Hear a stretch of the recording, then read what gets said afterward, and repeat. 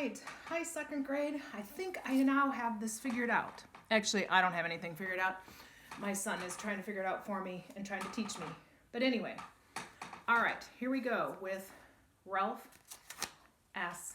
Mouse, continuing the story. So now he has gotten to the elementary school.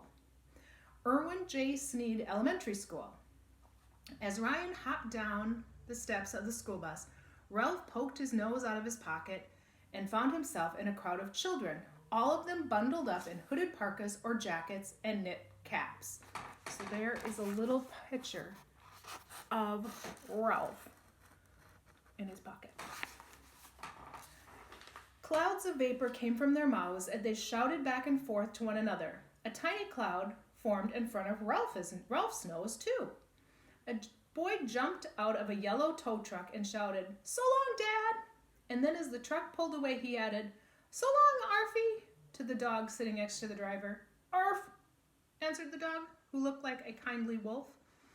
That boy must be Brad, thought Ralph, as the children trampled snow on the playground on their way to the long one-story building that was Irwin J. Sneed Elementary School. Inside the building, the linoleum floor hall, unlike the halls of the Mountain View Inn, was a broad, smooth highway with no rough carpets to wear down already thin tires of little motorcycles. Ralph wondered how he could endure a whole day of waiting for night to come so he could race down that long hallway. There'd be no furniture to get in his way and no little relatives to make him feel guilty for not sharing his motorcycle. That hall was the perfect race course Ralph had dreamed about ever since he'd owned a motorcycle. With no one around to see him take spills, he could even rear back on one wheel to practice wheelies. Ryan entered room 5, a room different from any room that Ralph had ever seen. Unlike the rooms at the inn, this one was furnished with many chairs and tables instead of beds. At the front, seated at a desk, was a woman Ralph knew must be Miss Kay. Her toothpaste was nowhere in sight. At the rear of the room, Ryan hung his backpack on a hook.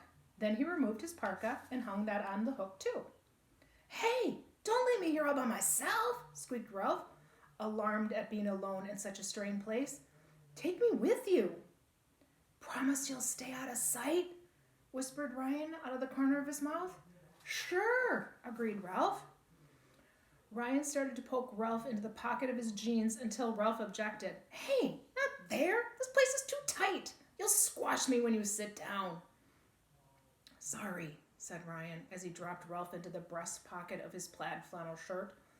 No sooner had Ryan sat down at the table than he and the rest of room 5 stood up again to recite some words about a flag and something about liberty and justice for all. Whatever it was, Ralph hoped mice were included.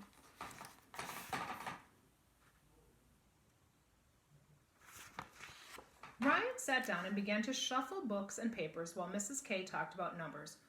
Ralph tried to listen above the steady lub-lub, lub-lub of Ryan's heart, but he soon grew bored. Ryan's shirt was new and the flannel still fuzzy. Ralph nipped a hole in the front of the pocket for a better view, and then, lulled by the muffled lub-lub, lub-lub, and the steady rise and fall of Ryan's chest, he fell asleep as if he were being rocked in a cradle. Because a heart does not strike the hours like a clock, Ralph slept until recess and again until lunchtime, when Ryan remembered to slip a bit of sandwich into the pocket for his lunch. Sometime in the afternoon, Ralph awoke feeling hot, cramped, and restless. Maybe no one would notice if a small brown mouse poked his nose out for a breath of fresh air. After a few whiffs, Ralph stuck his head all the way out to see what was going on. All heads except one were bent over papers on tables. One girl was chewing her pencil and staring into space. "That's funny," thought Ralph. "I didn't know people gnawed things too." Unexpectedly, the girl turned her head and looked straight at Ralph. Then she tapped another girl on the shoulder and pointed. Too late. Ralph ducked back into the pocket. He heard the girls whispering, and soon others were whispering too. Uh-oh, thought Ralph, feeling both guilty and doomed. He had broken his promise to stay out of sight. He was in trouble. Miss Kay spoke. "Melissa, Is something disturbing you? Melissa, thought Ralph. So that's the girls whose boot I'm supposed to live in. Not exactly, Miss Kay, answered Melissa. There seems to be something going on that I don't know about, persisted Miss Kay. Won't someone let me in on it? I thought I saw something move in Ryan's pocket, admitted Melissa. Ryan, do you have something you wish to share with the class? Asked Miss Kay. Ralph squeezed himself into the corner of the pocket as Ryan's heart began to beat faster, or rev up, as Ralph thought of it.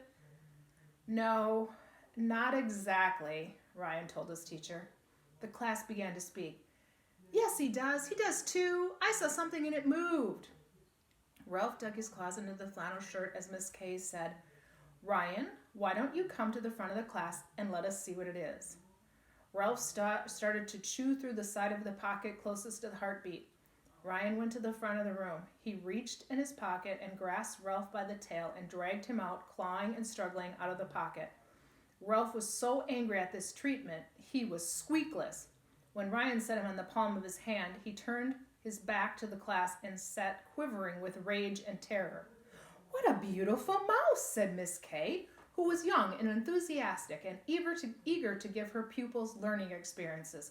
Class, gather around for a better look. I'm beautiful, thought Ralph. No adult, or child for that matter, had ever described him as beautiful. Far from it. Look at his perfect little paws, said Miss Kay. Ralph looked too as the class left their seats to crowd around. His paws looked like ordinary mouse paws to him. But now that she mentioned it, maybe. And his lovely little ears, continued Miss Kay. Ah, breathed the children. He's cute. He's really neat. He's darling. Well, what do you know? Ralph perked up and stopped squawking. Shyly, he turned and faced the class. One member of Room 5, however, did not admire Ralph. He's just your standard brown mouse, said Brad. There's plenty more like him.